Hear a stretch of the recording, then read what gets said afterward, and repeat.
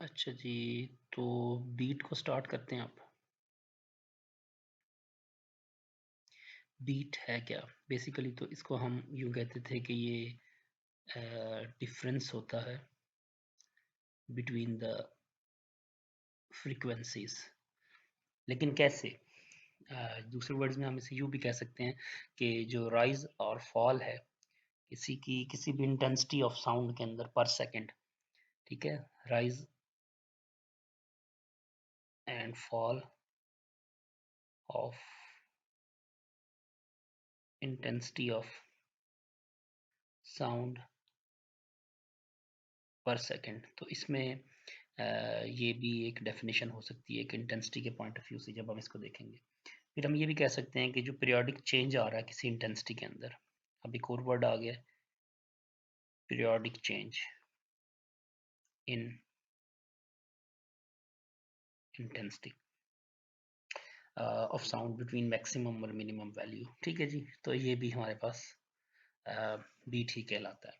तो इसको अंडरस्टैंड करने से पहले दो तीन छोटी छोटी चीज़ें आप जहन में रखिएगा। जब हम किसी चीज़ को सर्कल में मूव करवाते हैं ना, तो उसका एक कंप्लीट साइकिल जो होता है, एक कंप्लीट साइकिल जो है वो एक कंप्लीट टाइम पीरियड होता है, और टाइम पीरियड का जो इन्वर्स है वो हम पढ़ चुके हैं कि वो फ्रीक्वेंसी है, और एंगुलर फ्रीक्वेंसी हम 2 पाई एफ से भी रिप्रेजेंट करते हैं।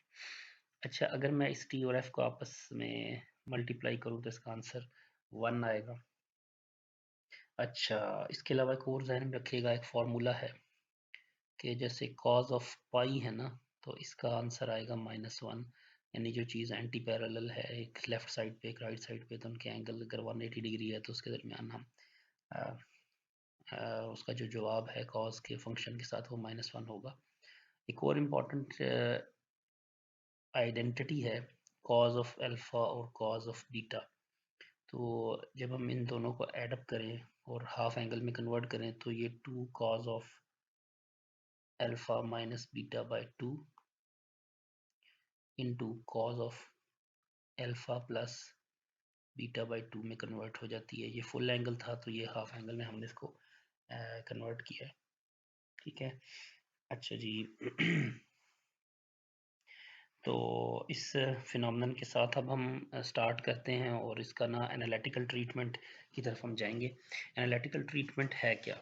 एनालिटिकल ट्रीटमेंट आप यूँ समझें कि हम इसको मैथमेटिकली भी प्रूव करेंगे और टेक्निकली भी देखने की कोशिश करेंगे कि क्या है बेसिकली बीट होती क्या है। तो उसके लिए हम सपोज अगर करें कि हमारे पास दो वेव्स हैं, लेट्स से एक x1 वेव है जिसकी वैल्यू है a1 cos of omega 1t plus I of 1, और दूसरी वेव है a2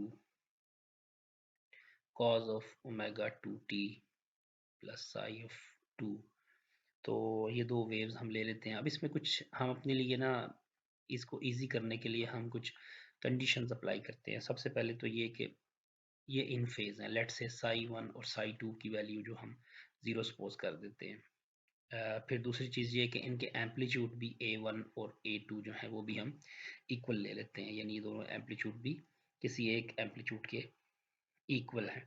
जब ये वैल्यूज़ हम इसमें पुट करेंगे तो उसमें हमें ये नज़र आएगा कि ये जो वेव्स हैं ये सिंपलेस्ट होके कुछ इस तरह से बन गई हैं कि ए कॉज ऑफ ओमेगा 1t, और जो x2 है that is a cause of omega 2t। यानी हम इसको सिर्फ ओमेगा की फॉर्म में यानी फ्रीक्वेंसी की फॉर्म में देखना चाह रहे हैं। अब इन दोनों को सुपर इम्पोज करवाया जाता है।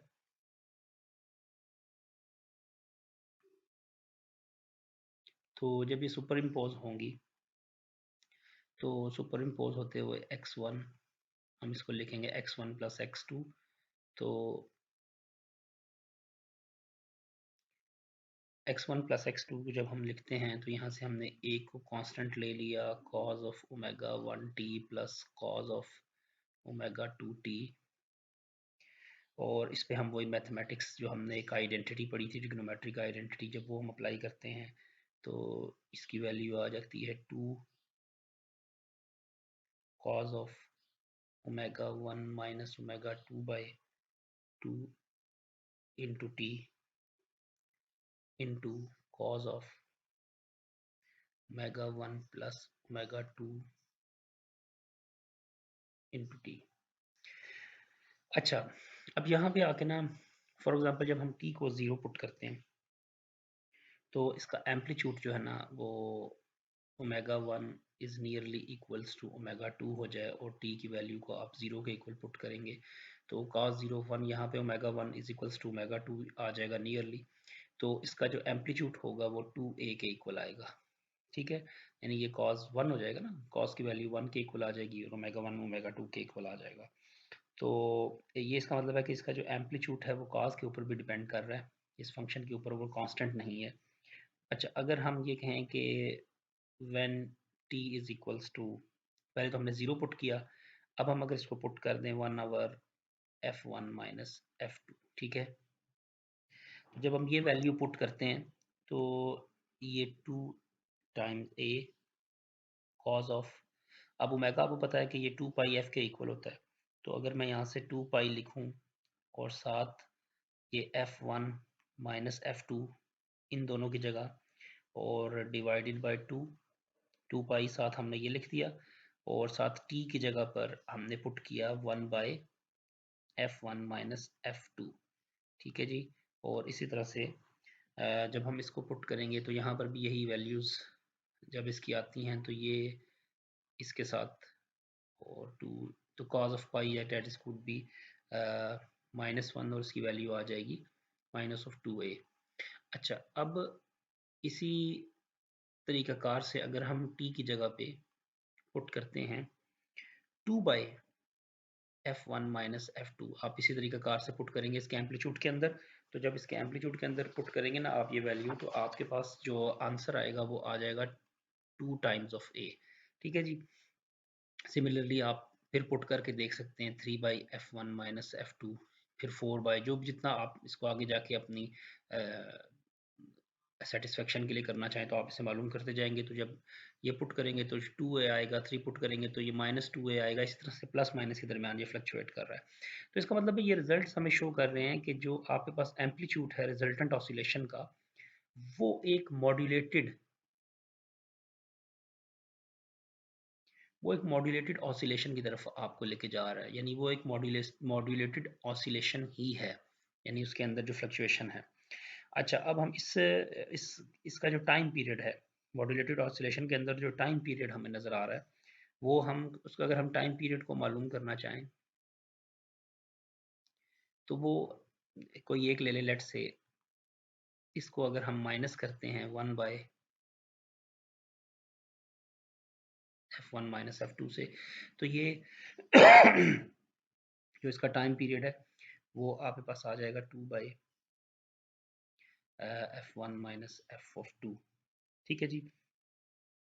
सो ये जो फैक्टर्स है ना, इसको अगर हम इस टाइम पीरियड के साथ देख रहे हैं और फ्रीक्वेंसी में कन्वर्ट करेंगे तो ये इन्वर्ट हो जाएगा, यानी ये बन जाएगा f1 माइनस f2 बाई 2। सो ये अब हमें एक और चीज़ भी देखनी है, ये तो हमने इसके टाइम पीरियड की तरफ हमने देख लिया। एक और इम्पॉर्टेंट चीज़ जो है वो ये है कि अगर हम इसकी लाउडनेस या इंटेंसिटी को देखें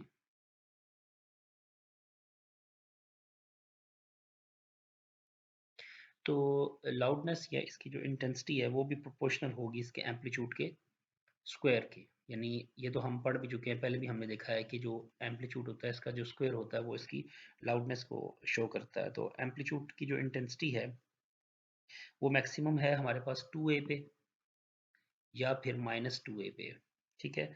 तो इसका मतलब है कि जो इंटरवल होगा इसके दरमियान का 2a और -2a के दरमियान जो इंटरवल है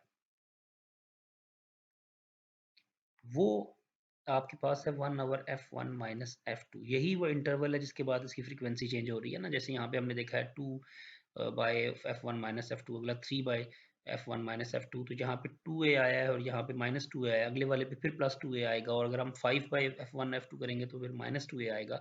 इसका मतलब है कि जो इंटरवल आ रहा है इसके दरमियान फ्रीक्वेंसी का वो 1/f1 माइनस f2 है।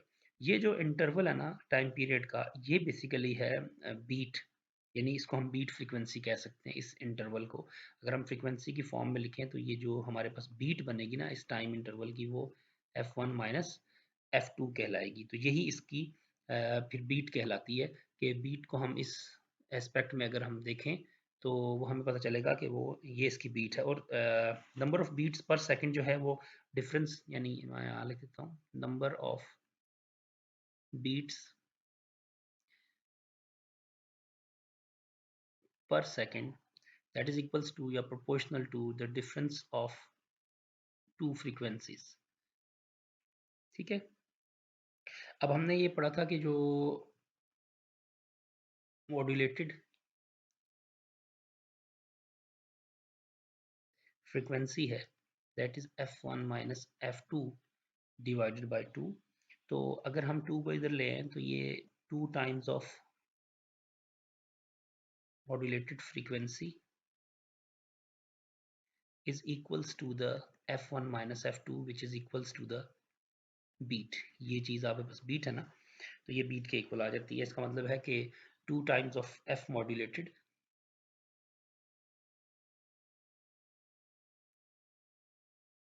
is equals to beat। अच्छा, अब ये इसके यूजेस क्या हैं? सबसे पहले तो ये कि ये अननोन फ्रीक्वेंसी को फाइंड आउट करने के लिए हम इसको अप्लाई करते हैं। अगर हमें किसी जगह पर अननोन फ्रीक्वेंसी को फाइंड आउट करना है तो हम एक नॉन फ्रीक्वेंसी लेंगे, उसके साथ इसको मैच करेंगे तो ये हमें उसका डिफरेंस बताएगी। ट्यूनिंग फॉर्क ले लें, उसके दो दो सेम ट्यूनिंग फॉर्क ले लें, 256 के ले लें, लेट्स से जो लैब वगैरह में हम यूज़ करते हैं। ठीक है, और इसमें से एक ट्यूनिंग फॉर्क जो नंबर 1 है उसके ऊपर लाइट सी वैक्स यूज़ कर लें। ठीक है, और दूसरी को सेम रखें। आप दोनों को सेम तरह से हिट करें तो आप इनको इनके दरमियान बीट का डिफरेंस नज़र आएगा। ठीक है, वो नंबर ऑफ बीट्स जो है ना, नंबर ऑफ बीट्स वो होगा इसका फ्रीक्वेंसी का डिफरेंस। फॉर एग्जांपल आपको एक सेकंड में ये 6 दफ़ा ये बीट सुनाई दे रही हैं, 10 दफ़ा सुनाई दे रही हैं, 50 दफ़ा सुनाई दे रही हैं, तो वो इस फ्रीक्वेंसी के डिफरेंस के इक्वल है। अब जो नॉन फ्रीक्वेंसी है उसकी जगह पे आप उसकी 256 वैल्यू डाल लें तो यहाँ से f2 की वैल्यू आप कैलकुलेट कर सकते हैं। तो इसका मतलब है कि ये जो f1 माइनस f2 है this is equals to plus minus n, n is the number of beats. तो इससे हम बहुत सारे और एस्पेक्ट्स को मालूम करते हैं। जो हमारे पास गिटार वगैरह होता है ना, इसके अंदर अगर किसी 3-4 जो में स्ट्रिंग्स लगी हुई होती हैं, उनमें से अगर एक स्ट्रिंग यहाँ पर एक इस पॉइंट से उन्होंने टाइट किया होता है और इस पॉइंट यहाँ से हम उसको हाथ से प्लग करते हैं और यहाँ से हम उंगली से उसको बोर्ड के ऊपर प्रेस करते हैं, तो इससे वो जो हमने पिछले लेक्चर में देखा था कि इसके लेंथ वगैरह भी चेंज होती है। अगर इसमें से कोई एक स्ट्रिंग ढीली है तो बाकी स्ट्रिंग्स अगर सेम है तो उसका, और जो ऊपर वाली लेड लेट से ये 1 है, ये 2 है, ये 3 है और ये 4 है, तो ये 1 वाली अगर इसमें इस स्ट्रिंग में जो फोर्स पर यूनिट लेंथ है वो कम है और इनमें ज़्यादा है, तो इनका जो डिफरेंस होगा उसकी वजह से ये होगा कि ये कुछ और फ्रिक्वेंसी प्रोड्यूस करेगी और नीचे वाले कुछ और प्रोड्यूस करेंगी।